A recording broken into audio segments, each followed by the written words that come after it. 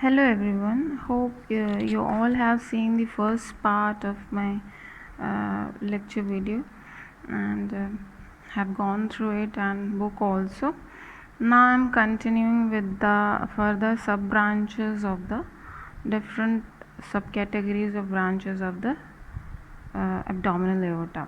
So first ventral branch, we all know that this is the celiac trunk.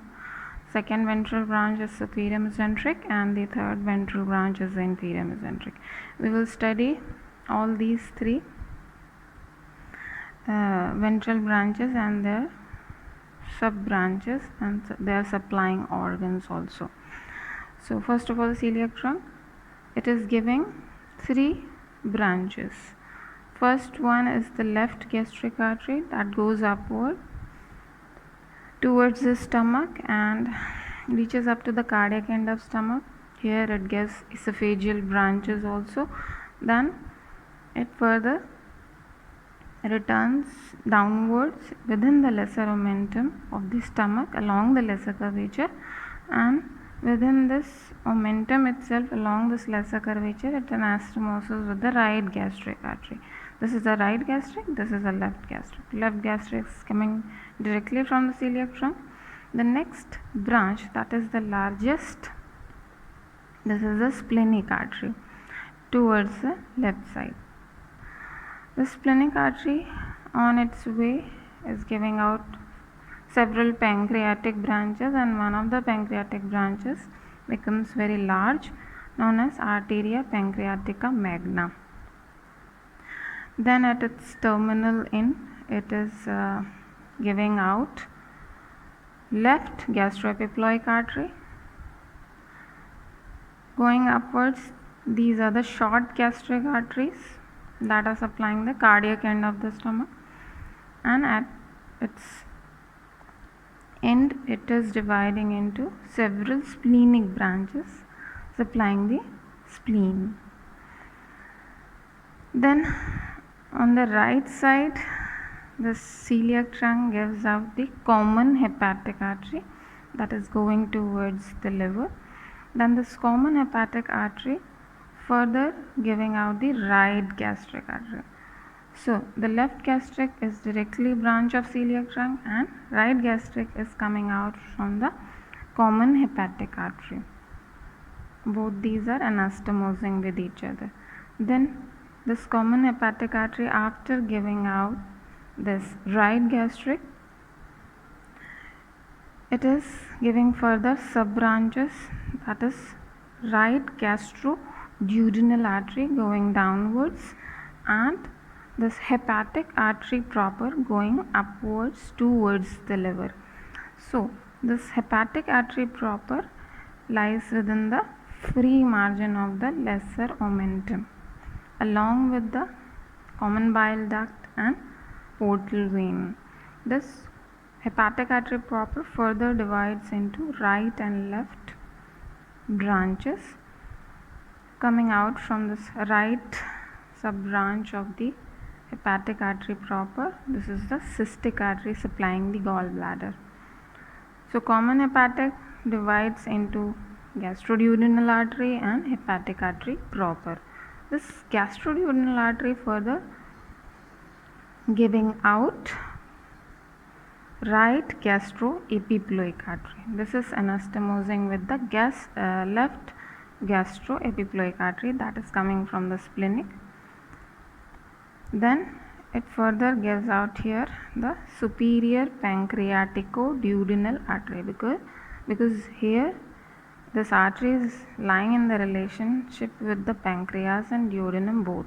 So this is the superior pancreatico-duodenal artery that is anastomosing with the inferior pancreatico-duodenal artery, that is the branch of superior mesenteric, first branch of superior mesenteric.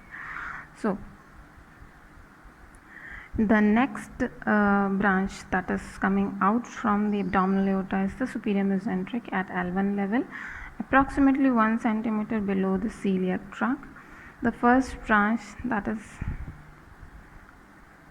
arising from the superior mesenteric is the inferior pancreatico-duodenal arteries, anastomosing with superior pancreatico-duodenal, that is the branch of gastroduodenal artery. Okay, the next branch of superior mesenteric towards the right side is the middle colic artery, dividing into the right and left colic arteries. This is a right colic, this is a left colic.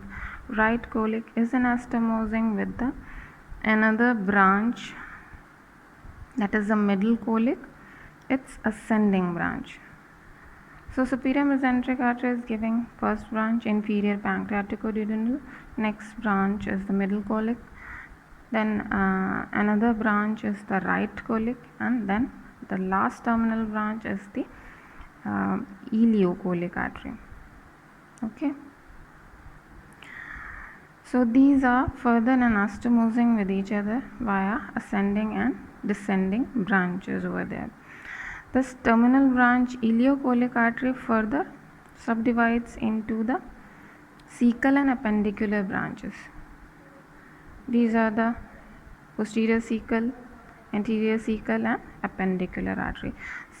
So when you are asked about the appendicular artery, this is a branch coming from the ileocolic artery, that is a branch coming from the superior mesenteric artery. Then towards the left side, the superior mesenteric artery is giving out various jejunal and ileal branches.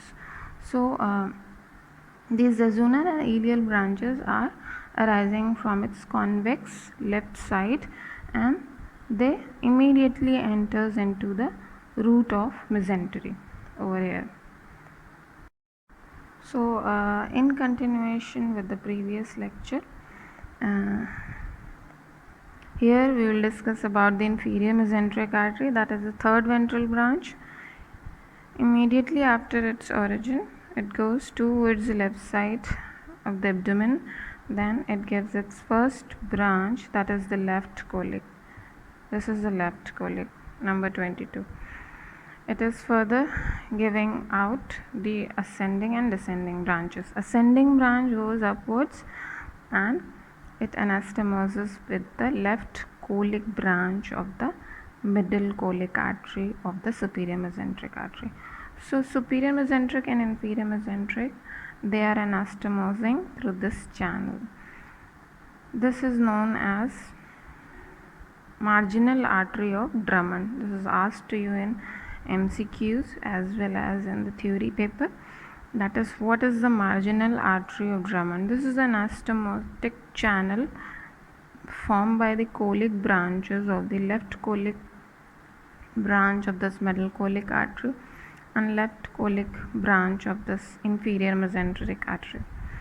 Then the next branch that is given out from the inferior mesenteric artery is the 2 to 3 sigmoidal arteries that are supplying the sigmoid colon.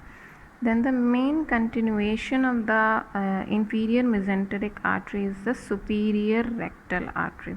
This is a very commonly asked question, that is, superior rectal artery is the continuation of which artery? So this is the superior rectal artery that supplies the rectum and upper end of the anal canal. As there is a superior rectal artery, so likewise there are the middle rectal and inferior rectal arteries also. Okay, the middle rectal and inferior rectal arteries are the branches coming from indirectly from the aorta itself, but they are arising from the internal iliac artery. This is the internal iliac branch of common iliac. Internal iliac further giving out further branches within the pelvis itself. So middle rectal is coming directly from the internal iliac artery, and this inferior rectal artery is an indirect branch from the internal pudendal artery. That is the branch of internal iliac artery. Okay, internal iliac artery is giving out internal pudendal artery, and internal pudendal artery is giving out the inferior rectal artery within the pudendal canal itself. So these are the three rectal arteries: superior rectal, middle rectal, inferior rectal. So these are the anastomosing at the level of dentate line that you will study further within the rectum and anal canal. Okay, so here completes all these sub branches of the ventral branches of abdominal aorta that are finally supplying the viscera of the abdomen and pelvis up to some extent. Thank you for patient listening.